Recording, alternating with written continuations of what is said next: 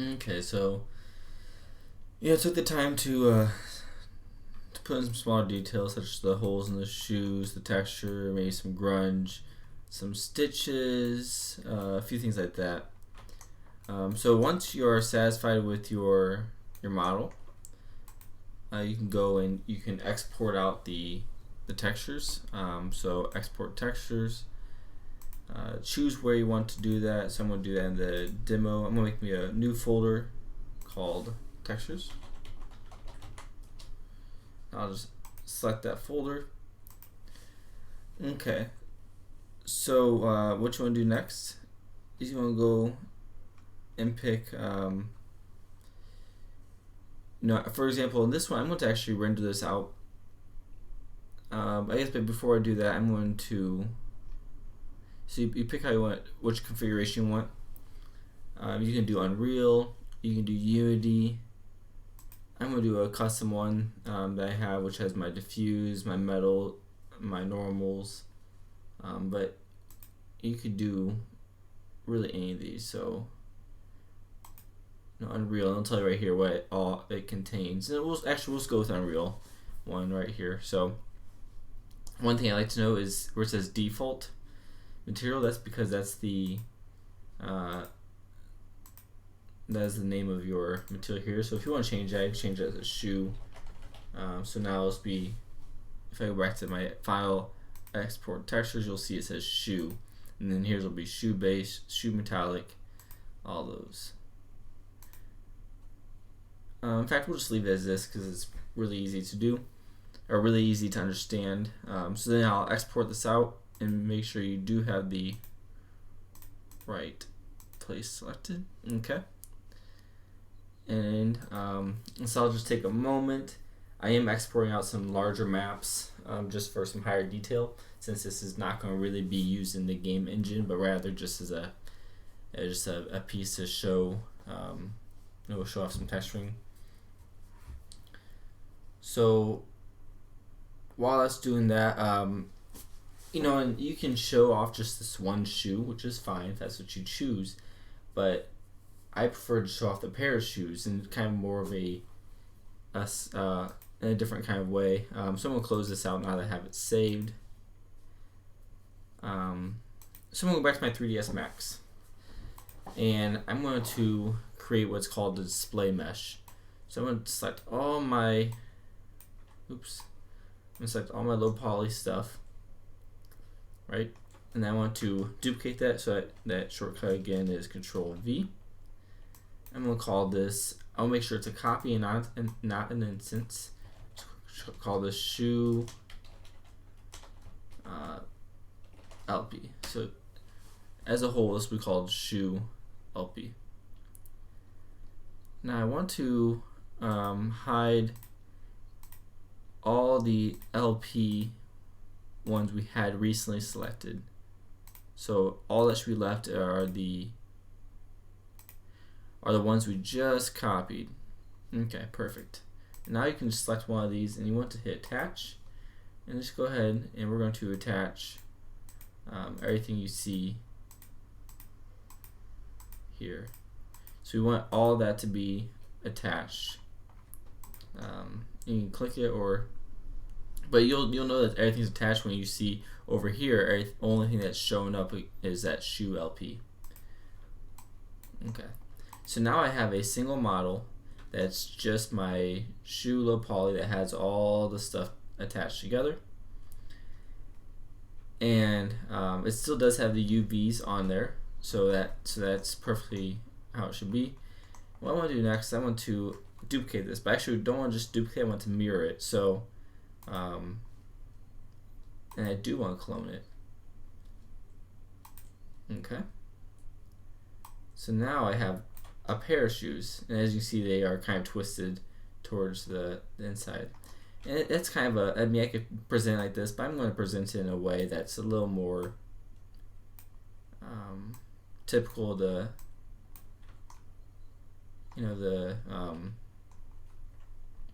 shoe industry. So maybe I want to first turn this, and really you can present it however you want. I want to move this over here a bit. probably want to turn it a little bit more. If I go back to my front view, I think we'll want to rotate this up a hair, and I want just to prop it just like that. Now I don't want it to be completely overtaking that shoe, so let's go ahead and rotate this a little bit less. Or actually, let's rotate a little bit more. Let's go back to our front view. Rotate this up just a hair more. We do want them to be on the same plane, so I'm just going to move this up. In fact,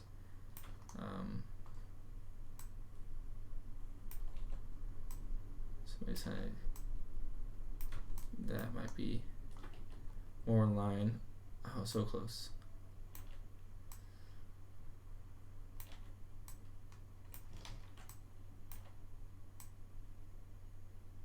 Okay, that looks like it should be. Oh, not to rotate this way a little bit. Okay. So now it looks like it's kind of just barely touching, and this is a more of a unique way to display your shoes. You can really finesse this around all day if you want. So I'm going to connect or attach these two objects together. So now we have our shoe low poly. Now let's go ahead and I'm going to center this pivot point there.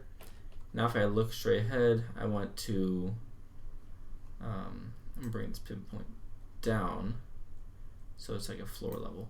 Okay. Now I have my shoes, which you can rotate. I'm gonna select this. I want to export selected. We're just going to title this shoe display. It is like so. Okay, so now if you were to go to your renderer, which in my case I'm going to use Marmoset. And I might have to access this real quick. Okay. Let me just take a moment to get this set up.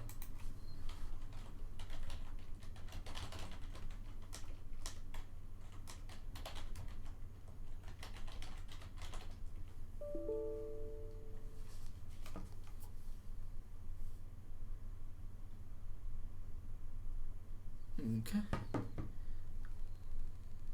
And okay, so now what I'm going to do is I want to import my model. So I'm going to go to where I've been saving my model, go to my shoe display, open that up, and there it is, just how I wanted it. Okay. I'm going to go ahead and add a shadow catcher.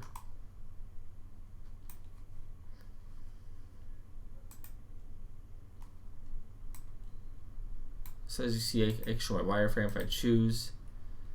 I can choose different backgrounds. So I'm going to throw in a light here. As you see, the lights don't quite like that light.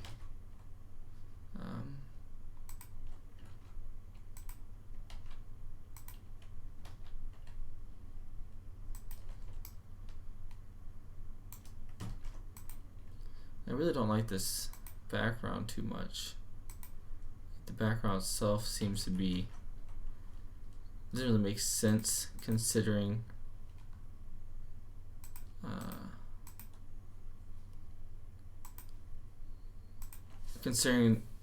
this situation. It just doesn't feel like a sunset is really appropriate for these shoes. In fact, I really don't see a whole lot that would make much sense for these shoes. I'm thinking something maybe indoors, maybe industrial fluorescence might be our best bet. I think something like this might be the best we can do. Let's bring this down a little bit. Okay. So now I want to go to my materials. And this is where I start to bring in the materials that we just sent out. Oops. So my textures, there they are.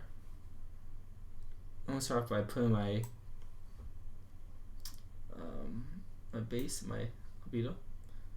So just like that, applies everywhere it needs to be. Then for my roughness, let's see, I'll put my shoe roughness right there. Perfect. My normal map, I will put that like so. My metallic, which I don't have any metallics on there, but I'll still throw that in there. Let's see if there's some others. I should have a, it's my height map. Okay. So I put my height map into here. And that is not what I was hoping for. Okay. That may not be the right one.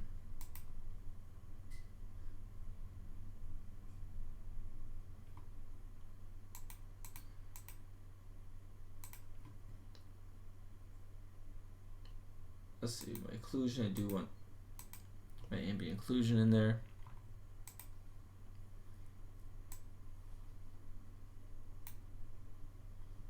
Okay. Let's see what else we have.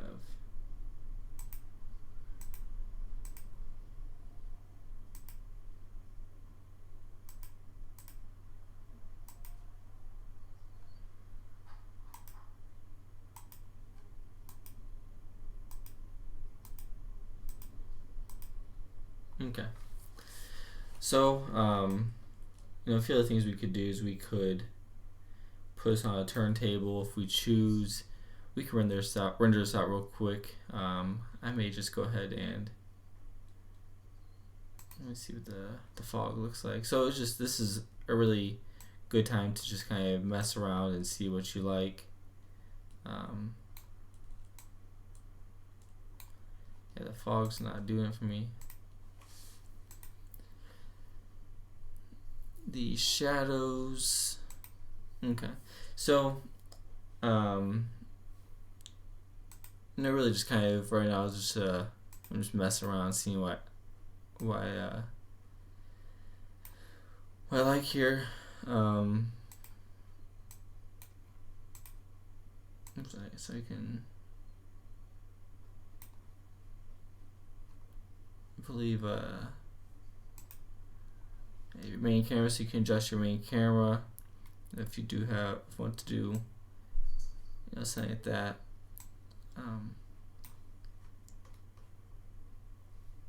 There's all kinds of things you can do in your camera here. If you want to, I think maybe turn or throw a turntable on there.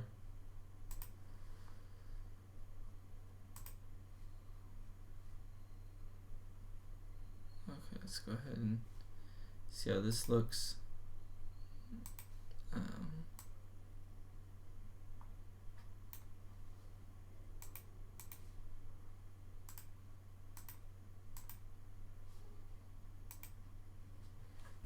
Okay, so if we wanted to do something like that, we could, there's a number of ways you can display this. I think I'm actually not really crazy about the turntable here. So just try out a few things.